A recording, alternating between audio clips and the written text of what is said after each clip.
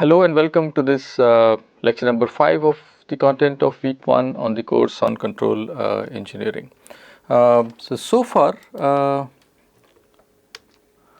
we have talked about various components of a control system with the feedback and so on, and this lecture or this the content of week 1 was largely focused on understanding the plant or the process or the system.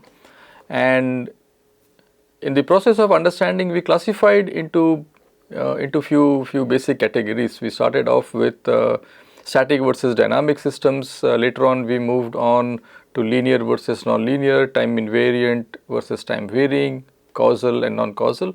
Of course, this is not an exhaustive classification. There could be further classifications in deterministic and stochastic, but we will not go into the area. So largely here we will keep our attention onto systems which are linear and time invariant. We will also touch a little bit upon non-linear systems, and we will see how we can in some cases linearize them and study it as an equivalent linear system. So before we move on, I would like to end this week's content by presenting few examples that we kind of encounter around us or we would have seen in one way or the other. So first example is of that of a DC motor. So even if we wouldn't have done a formal course on electrical machines, I think this should be like good enough.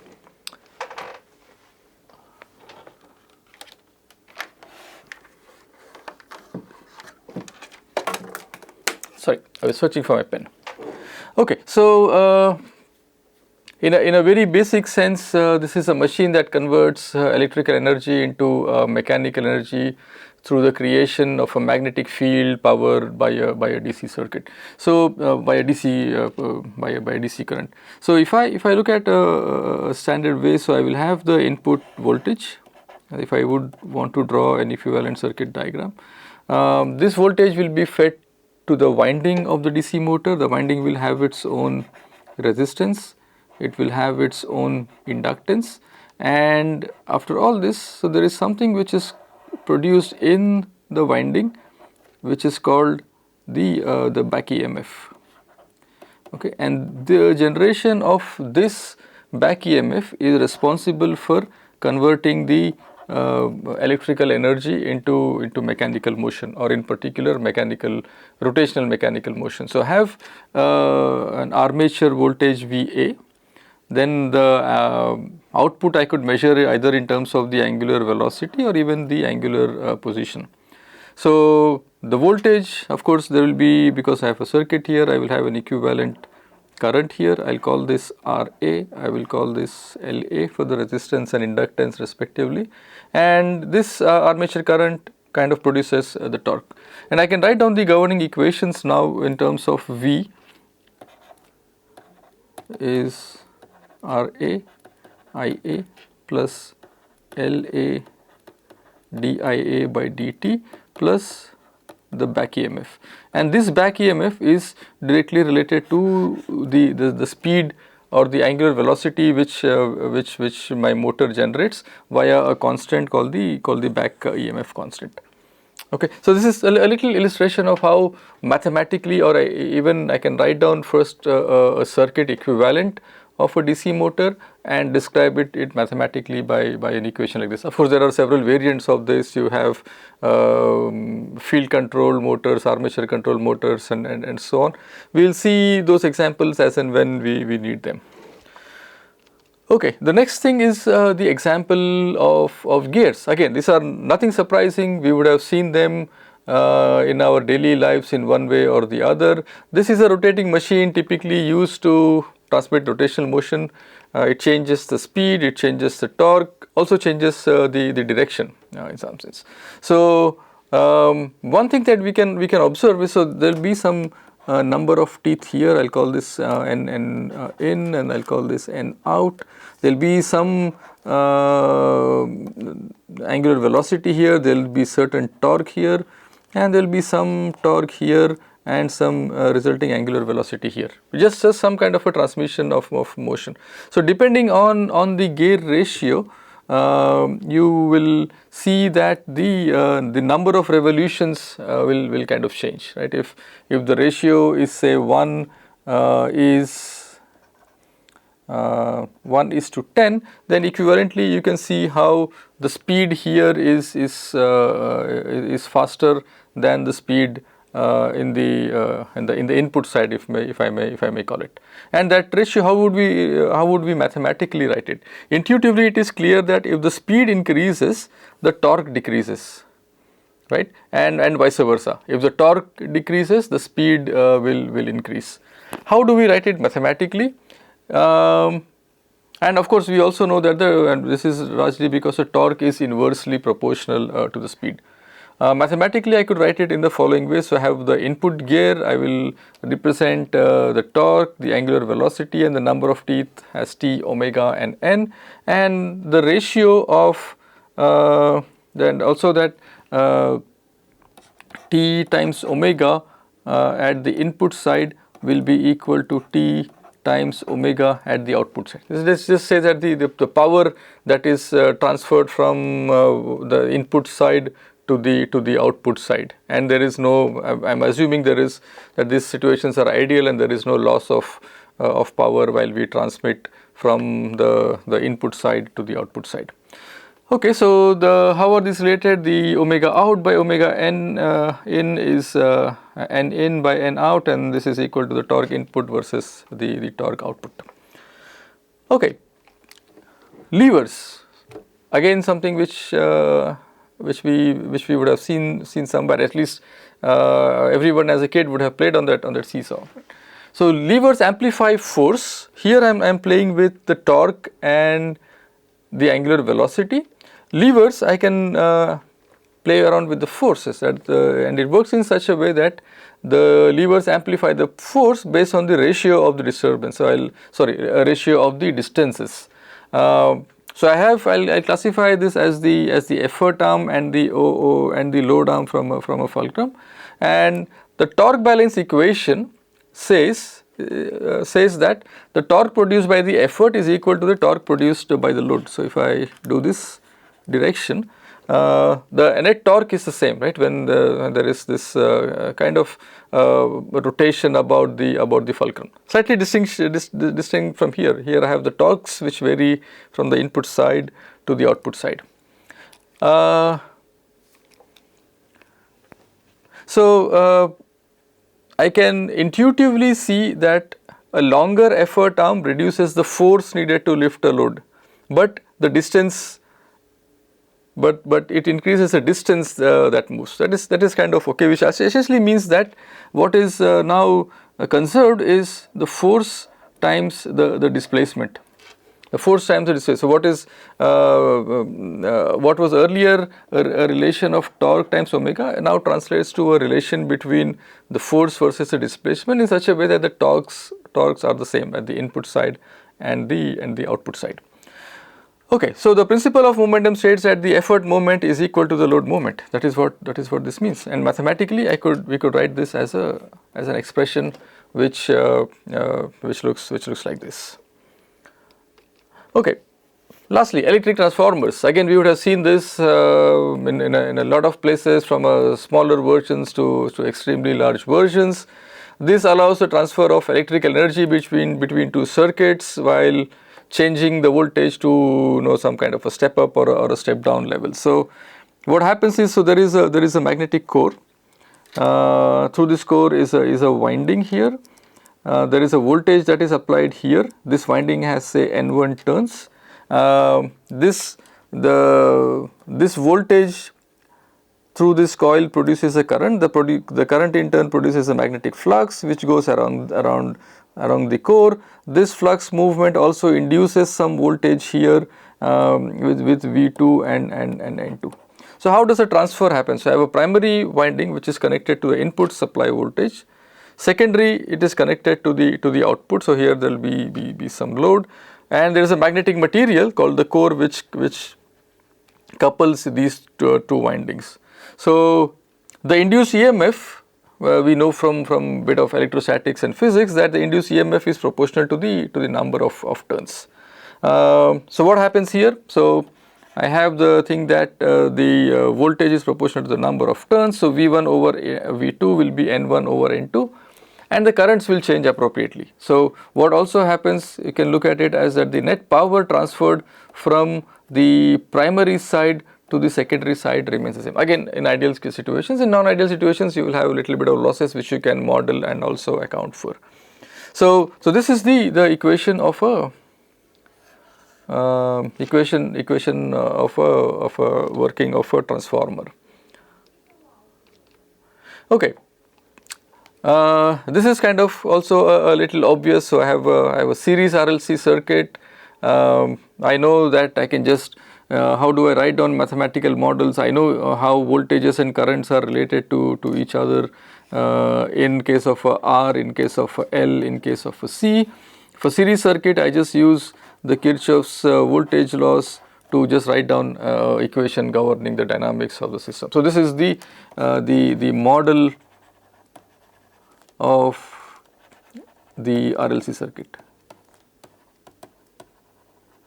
or the mathematical model. Okay. Now I instead, if I have a parallel RLC circuit, I have a current source which supplies energy to R, L and C. All of them are in parallel. I just take this node 1 and onto node 1 I write the Kirchhoff's current law, resulting in a dynamical equation which looks like this. Okay, check for all the examples that we have done. Are these systems static or dynamic? Are they linear or are they non-linear? Okay, now I can go a little deeper into the mechanical domain and see what are the basic elements. If I look at circuits, my basic elements would be R, L and the C, right? Each of them have different properties. R kind of dissipates power, which is a resistance element, it dissipates power. L, it stores magnetic energy. C, it stores electric energy, and so on. So this stores magnetic energy in the form of flux, this stores electrical energy in the form of a charge. What happens into the mechanical domain? An interesting thing here is you have kind of a translational motion and also a rotational motion. Okay, so the basic element is the inertia element. Inertia element can be modeled by just looking at the Newton's second law, which says that force is equal to the rate of change of momentum, and I can write this as F equal to mx double dot, or more popularly also known as m times A. Okay, and these are elements which store kinetic energy. Similarly, if I go to the rotational motion, I have the moment of inertia, I have the angular displacement, and the torque is related to the angular displacement via this expression, which is the angular acceleration, with J being the moment of inertia. I also have equivalent of frictional elements in the mechanical domain, especially if I'm riding a car, there is some kind of friction between the tires and the road, which actually propels the car to move forward. We'll do a little electrical equivalent, right? So V equal to IR, and the R is an element which relates V and I, and the product of V and I is power. Similarly, and the notion of power or energy is invariant of which domain we are looking at it. It has the same interpretation if I look at an electrical circuit, a mechanical circuit, electromechanical, fluid dynamics, and so on. And that's a little easier language to also speak in terms of. And we also know that the energy conservation law is also universal, independent of the domain in which we are operating. Okay, so what is the notion of power in mechanical systems? You have force versus the velocity, and if there is an element which relates the force versus velocity, it should have the equivalent properties of what a resistance does in electrical circuits. So F equal to Bx captures the friction elements in a mechanical domain, or in the rotational domain you say it's T equal to B times theta dot, which is the angular velocity. Okay. Now you have the spring elements which kind of store potential energy. Everybody, you would have seen this, at least you would have played with cars which you pump in, turn on a key, leave it, and then the car will just go on for a while. So it stores some energy, the spring stores some energy, and you leave it, the car just moves forward, the spring just dissipates its energy and stops when the entire energy is consumed. That is largely a relation between the force and the displacement. Written as F equal to kx in the translational motion and F equal to k times theta in the rotational motion. Another example of that we would have looked that we would have encountered a lot during our high school physics days is the example of a simple pendulum. Okay, so how do we describe the dynamics of the simple pendulum? So I have kind of a hinge here. I have the say, let me call this the bob, which is of mass m.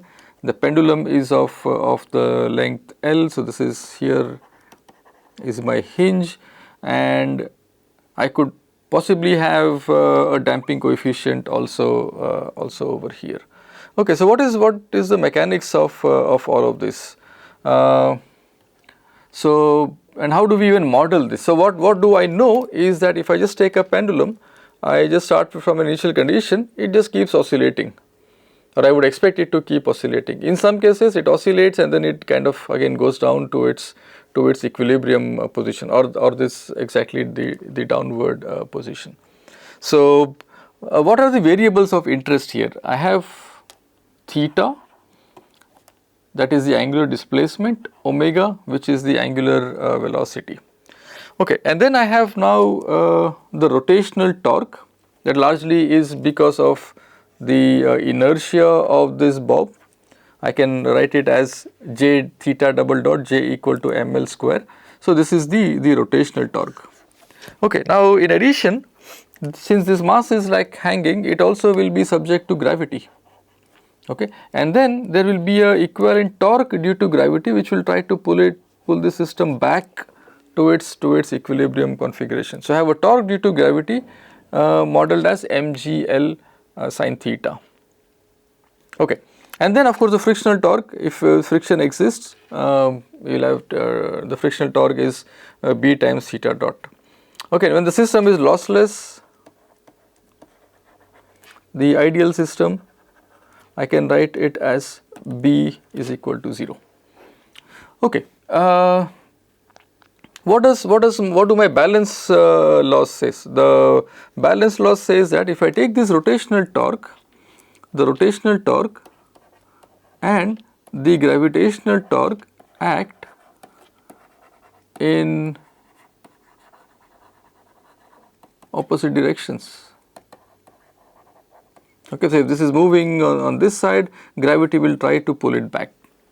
Okay, so I can just write this as Tr equal to the negative of Tg, and I do some manipulations to get equations which are in this form for the system which is lossless.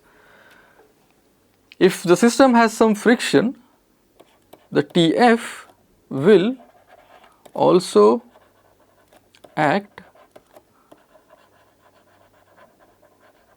opposite to the rotational torque, resulting in equations which will look like Tr is negative of Tg minus Tf. Okay, so I do this and I get another equation which looks now like this. Okay, so I have now two equations. One is for the system which is lossless system, and another is a system with friction. So we can ask ourselves a question of how does the behavior change, or how does the behavior differ when we go from the lossless case to the case with friction. Intuitively, I can imagine that if I start a pendulum with a non-zero position, I leave it, it will just keep on oscillating like forever. Like if I just do this, okay, maybe I will just do this. If I just do this motion, it will keep on oscillating forever if there is no friction. Similarly, if I just switch on a fan, it reaches its full speed, for example, or there is a fan at some rotating at a certain speed, I leave it, it should ideally keep on rotating forever. But what happens in reality is that there is friction, there is energy that is dissipated, and the fan eventually comes to rest. Mathematically, how would we visualize this? So if I see here that if I start with if I start with this downward position, I will always be here. Okay. Now suppose I start with say some angle of say 20 degrees, I leave it here, it will keep on oscillating this way, which means I start with the initial condition of theta equal to 20. Here the initial angular velocity, the theta dot is 0, and if I leave it, it will just keep going, right. So the theta, there will be a point where theta goes from plus 20, it will go to minus 20, come back to plus 20, and so on, and it will keep on doing this like for forever. Okay, so if I were to see how to simulate this, or how the angular displacement and velocity change with time, you just see some kind of an oscillatory behavior.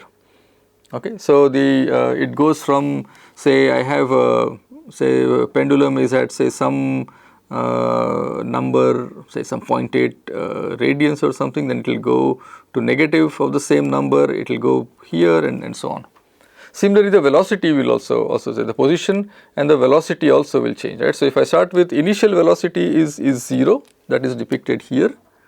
Okay, then as soon as I leave, so the velocity will build up and it will go back and then keep on coming here, right. So there will be a position where so I start with this position of theta equal to say some 20 degrees, and at this position theta dot equal to 0.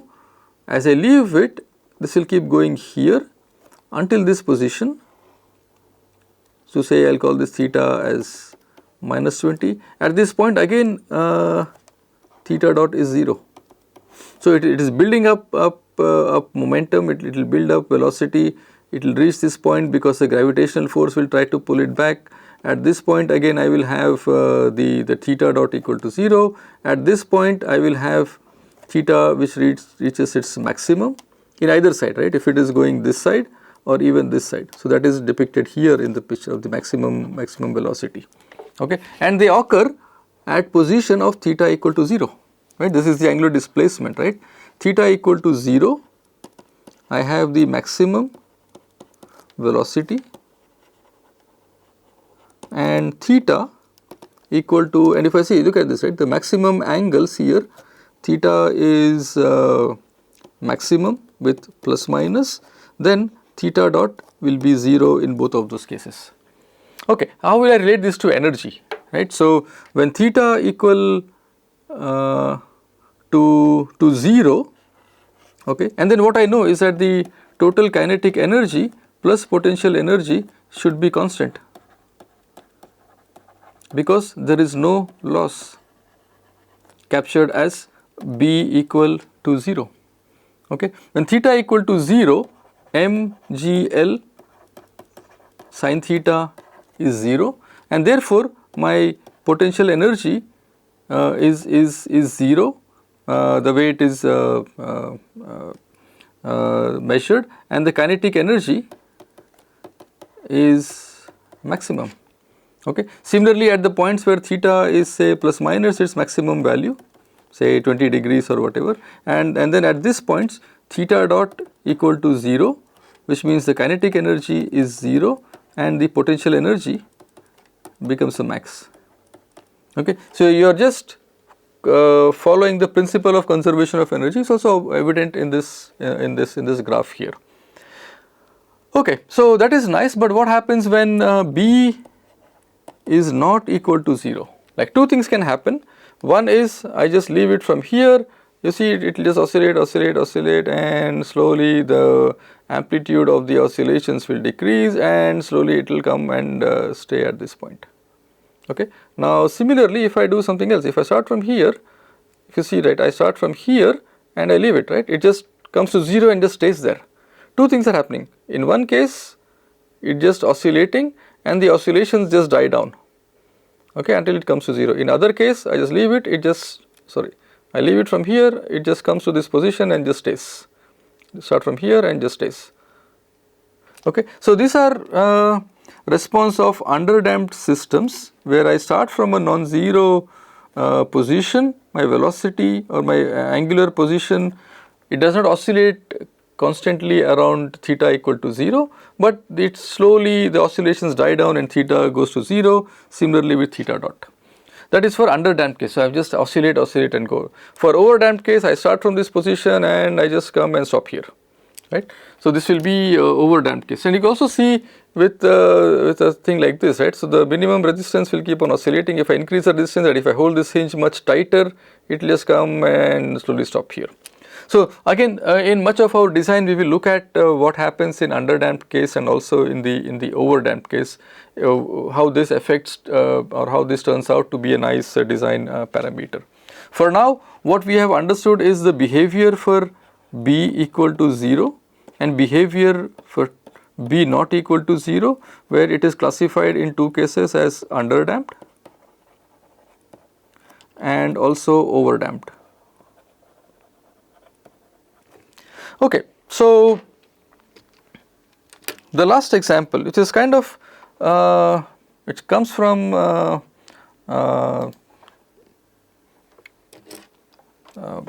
say ecological models around us. So, let us say I start with a little pond here, and the pond say have some kind of a small fish.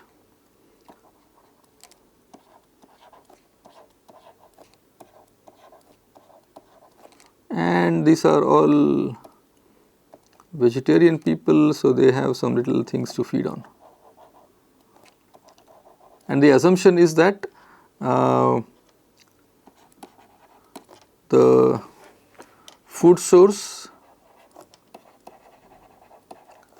is infinite and that the fish never die. Okay, it is a strong assumption to make, but okay to understand what is happening. In that case, if I call this as alpha is the number of fish at given time, how will they increase? D alpha over dt will kind of exponentially increase with, sorry, I will call this as x. dx over dt will multiply at a rate proportional to alpha, and if I just draw a picture of this, it will just grow exponentially.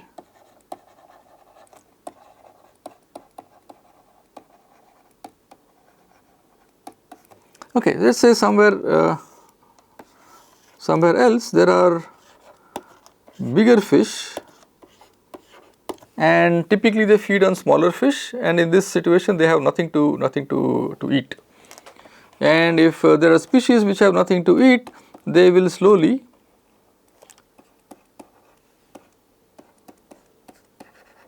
dy by dt will be,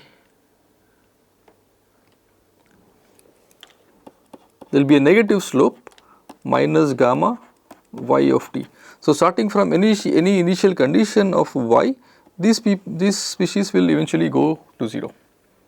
What will happen, interesting things will happen if I put all the big fish and small fish into the same pond and there are a lot of things to eat. Okay, what will we expect is that now this will not grow exponentially because the big fish feed on the small fish, and therefore you will see some kind of a negative effect on the growth of the population. That can be modeled as minus beta xy. Here I will, okay, what will happen to the big fish? They have smaller fish to eat, so they would not die of starvation, and because they have things to eat, they will also try and multiply, which means I will have an increase of the fish whenever they come in contact with the smaller fish. They have things to eat and therefore they can also grow in population. Okay, so in general, so we are looking at a simple biological system where are two species of animal. One species served the prey, the small fish serves as a food source for the predator, which is the big fish. The prey grazes on vegetation We can also see this as, say, maybe a cheetah versus a deer in a forest and so on. So how do we write these equations? So what we have seen is that these are based on certain observations and assumptions. The assumptions we made are that the small fish never die, they have infinite resources to eat, which may not be true in general. Okay, so if I look at the equations and their behavior, okay, all I know is that of course the population of x and y should always be greater than equal to, I will not have -2 number of small fish and +4 number of big fish. Okay. So this growth of both population are given by this set of differential equations, and I just say take some arbitrary values of alpha, beta, gamma and delta and plot them for several initial conditions starting from say so here the initial condition is x equal to 0.8, y equal to 0.8, and then maybe the next step would be 1 and 1 and 1.2 and 1.2 and so on. And what we see is that each of these for this condition goes into some kind of a non-zero, just kind of circles, right. The population kind of circulates or oscillates, if I may say, between larger number of fish and smaller, larger number of small fish and big fish. Let us see a scenario like this, right. Let us say I have a scenario where I have larger number of predators and a smaller number of prey.